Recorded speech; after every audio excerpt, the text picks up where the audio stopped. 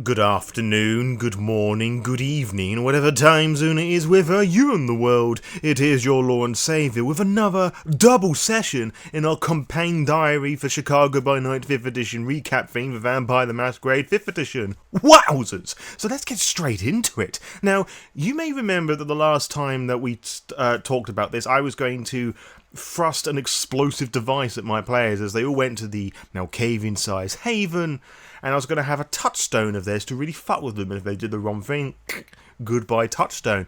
But then it came to me that, why don't I just fuck with them? Because the fact that you've got explosive in a haven with somebody who's timed there is already going to create some very interesting emotions indeed, and it'll be very in tune to the whole prankster Malkavian thing to just set up a dud. So with some understanding of chemistry, the Ravno specialisation within presence in 5th edition because reasons, they are able to conjure the illusion of Lauren, the touchstone and lover of the Brujah character, and the players spent ages trying to work out what to do. They saw in security camera footage, they did Google searches online, and I was applying the pressure, like, that ticking of the bombs getting louder, and they all, like, prepared, like, a sort of thing, like, standing a different distance away, waiting to snatch the person when things exploded. Like, one person was collecting their belongings. It was all very exciting. Me, with my mastery in poker face, was trying so hard not to laugh at all of this, and then the whole thing happened, and then you just had like this automated message of just ha ha ha ha ha, got you, didn't I? Ha ha ha ha ha. It was brilliant, and they were impressed, I reckon, by how I fucked with them, and just a little disappointed, I guess, at the same time that it was just a dud and how easily they were fooled. It does, however, mean that I can't do that same trick twice. So if I am going to deploy something like that again, I'm actually going to have to, kill one of their touchstones, which I'm absolutely fine with doing. So yeah, that was a very interesting scenario, which then transitioned into the Malkavian Sire collecting their child. There was a bit of like a heated heart-to-heart sort of thing, like, I was worried about you mixing with this people has brought nothing but pain and misery sort of thing.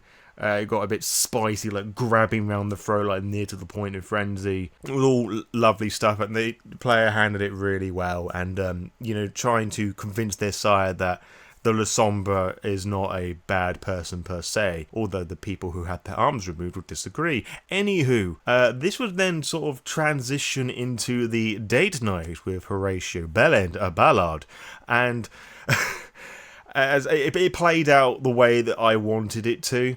So I'm not going to talk much about it here, and I had to choose like a super fancy restaurant for them to go to. I do not remember the name of it, but I will leave a link to it in the description below, which you can only book tables in advance via their website. It's like at a minimum like $2,000, for like their typical experience, where you'll find it's actually not very typical at all. Go and search up the restaurant. It's like one of the most expensive restaurants in the US to to eat at. It's so modern, shall I say, in that it's all very artistic and no one fucking has a clue what's going on. And it really, disturbed the players, like the fact with Horatio Ballard and how he just consumes food, like pinching that idea from 1st and 2nd edition.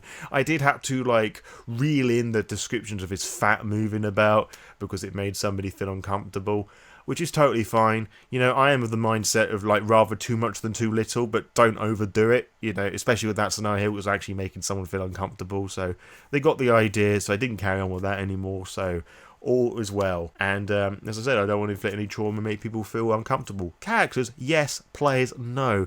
That's entirely different. And that particular scene with the Lasombra player, had when they left the restaurant, they caught a glimpse of that touchstone Samantha, the ex-lover who they'd been spying over the last 2 or so years, and Samantha was just horrified to see, their former lover who hadn't aged a day sort of thing. Almost couldn't believe what they were seeing sort of thing. It was just pure bliss.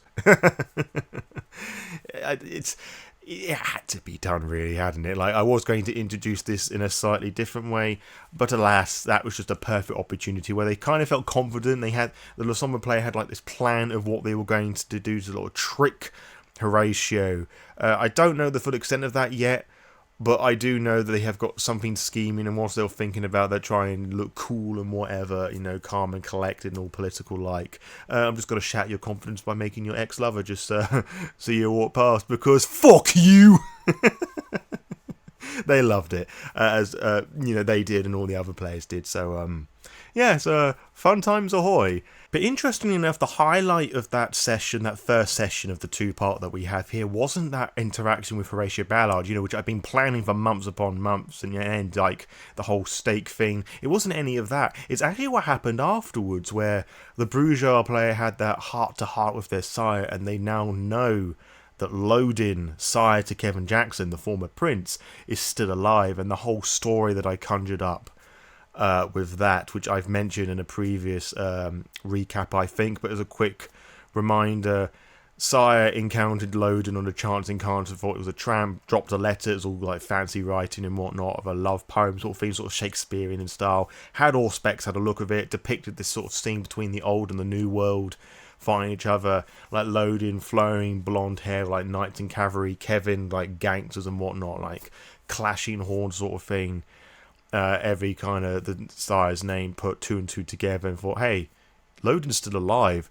Kevin's aware of this and has like used that knowledge. You're going to leave the city now, otherwise you're dead, and your child that you've just made as well. So that's kind of where that sits at the moment, which kind of puts some ideas in the players' heads that Kevin is still fearful of Lodin. Well, might not have been prior to that, but that's the thing that I'm going with here. Or more fearful that somebody knows the truth. And now every sort of like on the run, hiding about. And it sort of ended, them talking about their emotions and whatnot, and how the Sire has agreed to watch over and look after Lauren, the touchstone and the Brujah player. And it sort of ended with them like giving each other a hug and like wishing for a time where they don't have to worry about meeting up in secret, that they can just, chill out, like learn and discover the world together, which I kind of... It was really sweet, really bittersweet, proper vampire moment there, I feel. It'd be interesting to see that in a future where Kevin Jackson is vanquished in one way or another, like how these two go about it. And I'm wording it as such because who knows what my fucking players are going to do. If they're going to fucking charge in, like pop some caps in his head, sure, I won't stop them. I'll say there'll be consequences for that, of course. But, if they want to do something like that, they can go ahead and do that. I shan't stop them. But as I said, that's kind of ending the first session here, which moves on to the second session, where we have the Lasombra player on their return from the date with Horatio Ballard. They go to their club and find that their ghoul Alex has been traumatized and like not really speaking to anybody. And with a bit of conversation, they're able to work out that it's a werewolf. That they saw by the club, and they looked at some security footage and realised it was that werewolf reeks of piss that was loitering around there, and he had sprayed like some glyphs on the side of the building. I very recently purchased the Silver Record, which is like a Way of the Apocalypse source book, basically the book of their glyphs. Also books of legends and whatnot. In games terms, it's the book of glyphs that tells you what all the glyphs are and what the tribe ones means. It also has some stories that tells you how to use it in Werewolf Chronicles. But as a friend of mine said, I had it for like 0.02 seconds and I was already using glyphs. Like, I wanted to do something like that anyway, but with that book in my possession, I just wanted to go all out with it and have the players work out what it means. One of them has done, and they worked it out on mid-session, like looking through certain sources, and they had to stop themselves pissing from laughing because they worked out what I've asked them to do. I'm actually going to present that series of glyphs for you now, and if you know what this means, do let me know in the comments below. I would love to see your translation of this, because there is a correct answer, well, correct enough, but the glyphs all have like different meanings and whatnot, and it'll be interesting to see how one interprets these things. So though, yeah, the Lasombra player and Ghoul took a picture of that, this bit of street art, as I think the Ghoul worded it, just to confront aware from the future, and the Lasombra players now are going to try and find this where it's like, hey, what the fuck are you doing with my club sort of thing, which is going to have some very interesting results, I'm sure. And then most of the second session was actually something that happened months ago, or something that was set up months ago now, but all this game's been happening through the progress of like a week almost. The arrival of the Midnight Circus, where the Malkavian player wanted to go and rescue one of their touchstones, a circus friend of theirs from back in the day. And they explored the Midnight Circus with their sire, Malkavian with their sire and the rest of their coterie, and they experienced some of the weird oddities there. The Malkavian mime, Japanese mime sort of thing, Tamaka Tananaka, or however the name is, who had performed some illusions around her family and their kid, trapping them in a box of invisibility sort of thing, which kind of spooked some people out. The whole thing spooked out the Malkavian sire like a lot, and I have some explanation to that, which you can find out in the spoiler section later on. Now, Malkavian player was able to rescue said child from this imprisonment of invisible, and I do have some further plans with that, which again, check out later on in this video. And they had a little look around. They found like the tub of flesh, which is an actual character in the Midnight Circus, but I didn't do much with. I just presented that there just to spook everybody out. Nobody asked questions about who and what that was. It just sort of disappeared down a like tub hole sort of thing. Malkavian sire won an oversized bear, like a shooting gallery sort of thing.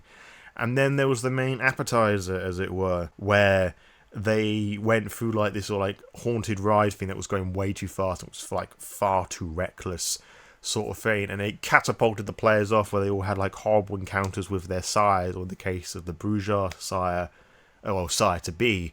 Malkavian player kept falling down like these ready cobweb sort of things, and then was like chased and pounced upon a feral version of their sire. And if anybody who's seen any of my recaps for this, or well, most of them, you'll know what that refers to. Brujah player had an chance encounter with the Lasombra side to be like presenting them with mocked visions about what they could have been, like how you're just sort of stagnating and are weak in this like hall of mirrors of these crude reflections upon oneself, as well as the Lauren touchstone is the most closest to them, just being very childish, going, just calling them a loser and whatnot, which is that had a bit of an emotional effect on the character. And then the Lasombra player was like swimming in a void of black, being mocked by their actual sire, before being eaten by the head, like just being suspended in darkness. And I won't lie, all of that sat a lot flatter than what I wanted it to.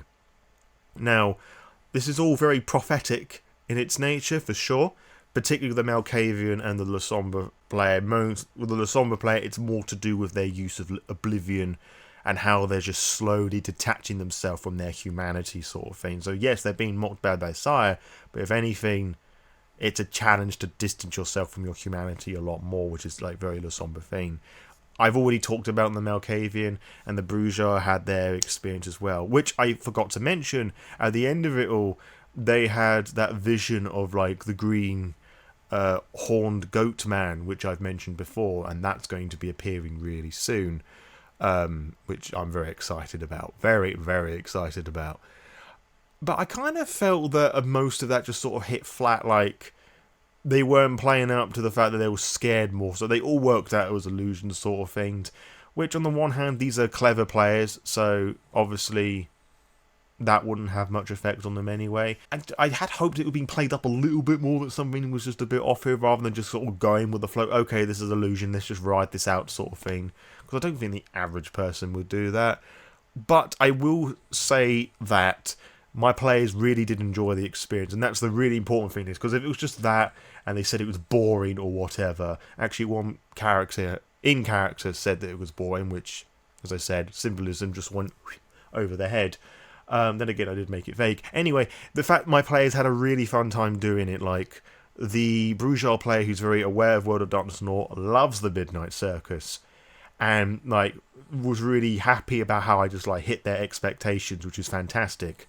Malkavian player, my partner, was really excited and happy with the whole thing and they want to go back to the Midnight Circus, which I would have to do obviously in a different Splat thing because the Midnight Circus are now fucked off and moved on, and Lasombra Play enjoyed it too. So that's the main thing I'm taking away from all of this. It's just me as a storyteller. I wish there'd been a bit more interactions with the illusions. I kind of wish there would have been more interactions with the other events and whatnot, but then again, they weren't there to have a good time. They were there to go to the creepy circus they knew was creepy, that was constantly creeping out the Sire. So they weren't going to exploring much. I did try and bait them into like a couple of rides and things, but no, they were very focused on wanting to get the touchstone back, which is very in character, and they all did the right thing. It makes a lot of total sense, and I'm glad that they did what they did and interacted with how they did. I awarded them an additional experience point for surviving the Midnight Circus and not succumbing to any horrors or whatnot. So there was all of that to consider. But I for my own sake, I wish there was just a bit more of an interaction with the circus, but maybe another time. And I do have plans if they want to explore different splats in the future of how I could reintroduce the Midnight Circus, because we're definitely going to be throwing that back at them again. I feel that's going to be like a reoccurring theme with our games now, which is a really cool thing. En route to the Midnight Circus, actually, there was a brief chase encounter with the individuals in the black car and the blacked out windows, like shooting through the sides like Beetle's window. Which is a little dramatic, and the Sire was able just to see it and swerve in and out of place for all that, you protect them, and it was managed to get away just. And the group was also able to save the touchstone, and it ended with the Sire, the Malkavian Sire, being fucking frightened of the place and wanted to get out as quickly as possible, leaving the the Lasombra and Brujah player just to walk their way back to their respective havens.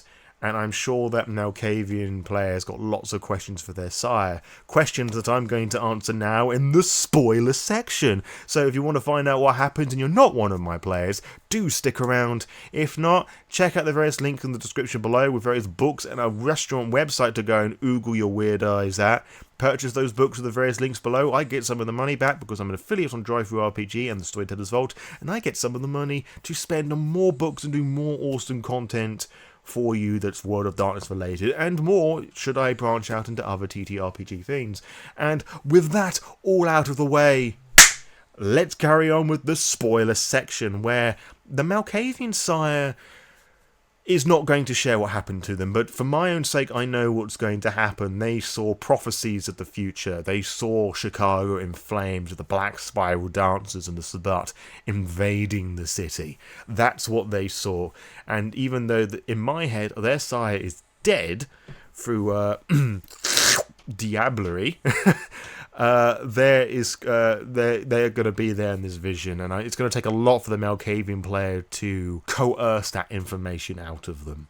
So they're not going to offer it like forefront sort of thing. There's going to be all that to deal with. I'm sure at some point the Lasombra player will have that conversation with Gabriella, because they've got a bit more money to play with now. They'll give an advance of sorts from Horatio, which is going to be very exciting indeed, because, Gabriella's just going to demand one thing, give me some money to sponsor for a stream. Also do this favour me, give this address to an address, the address being the place that this Samantha woman lives at, which will scare the fucking shit out of Lasombra player. But in my head, I'm having it as the kids of Samantha who had went to university with Gabriella, because if I've done the math right, the ages of those are about the same. So it's a very interesting link that way around, and that's going to scare the Lasombra player thinking, hold on, you connected the reason why I'm being followed, what do you know about these people? But it's actually going to be a very harmless bit of interjection of the lore here. They lost this, I want to give it back to them, but I obviously can't. You can do this for me. So there's going to be that. Who knows, the Lasombra player may try and interact with their touchstone a bit more. That also, of course, assuming that they're actually going to, hey, you have time to do this thing. Do you want to go and visit Gabriella, or do they want to go straight back to their haven, which is absolutely fine. Put a pin in the Lasombra player, we're going to come back to them. The Brujah player, they are going to get a call from their Sire saying, do not go back to your haven, it's on fire. Hunters have found it, because if you remember from the previous recap thing that I did, Hunters had got hold of the van and they have the phone, and they made a point saying that they left the phone in the van. If you leave, you can delete everything, but information on phones don't delete everything immediately. So with the right tech and things, you can like get that bit of information back. So they'd be able to find out like all the different characters, or the characters are going to be compromised by the SI that way, which is going to have knock-on effects where each and every one of the player characters are going to have encounters with the hunters. Now, Malkavian player is going to have a encounter with that Guru mother again, who's going to find out where they live through a glasswalker contact, because why not? And find out, that they did a good thing for their child and wants to thank them for it because, well, not their child, sorry, a cousin, and it got back to them and they felt the need to go and thank them for that sort of thing. It's going to get completely freaked out by the Sire Dana, and then there's going to be a thing with hunters, and then the three of them, a Guru and two vampires, are going to have to fight their way out of the building as hunters now try and fuck them all over. Which leaves us back to the Lasombra player, where they, I'm sure by that point, are going to feel that, oh, the hunters are going to get me next. And sure, hunters are going to get them, but not like SI hunters. No. This is going to be Harry and the Hakata. And Samantha is going to get their head blown off by a very emotional and distraught Harry. So, just a twist of this, expectation there. They think it's going to be hunters. No, it's the Hakata, who Harry's going to make his mark and deal with Samantha in a way that he's wanted to for a very, very long time. It'll be interesting to see how that all plays out. It'll be even more emotional if the Lasombra player has that interaction with that touchstone, to meet up and talk things through or whatever, or maybe use Dominic to remove their memory. That will even be worse, because then they won't know that they've seen them. We're just going to have to see how all this plays out in the next session, which I don't even remember when we're next playing as of the recording of this. So whenever that happens, I'll be sure to let you know. So like, subscribe, check out the various links in the description below to keep up to date with all the things that I'm doing and watch all the fun, exciting stuff, and also find out when the Guru are going to invade Chicago, because I just forgot to mention that, because that's going to be coming up as well. The characters are going to meet Inks, the other coach are going to meet Inks as well, and he's going to lure them to the Black Spiral Dancers and things. A lot of shit's going to be hitting the van all at once. I was praised recently for stacking, just introducing bit by bit. We're going to throw fucking everything at the players for the next couple of sessions, because this Chicago game is slowly wrapping up, and it's going to be a lot of fun, exciting stuff all at once. Just lots of emotional damage.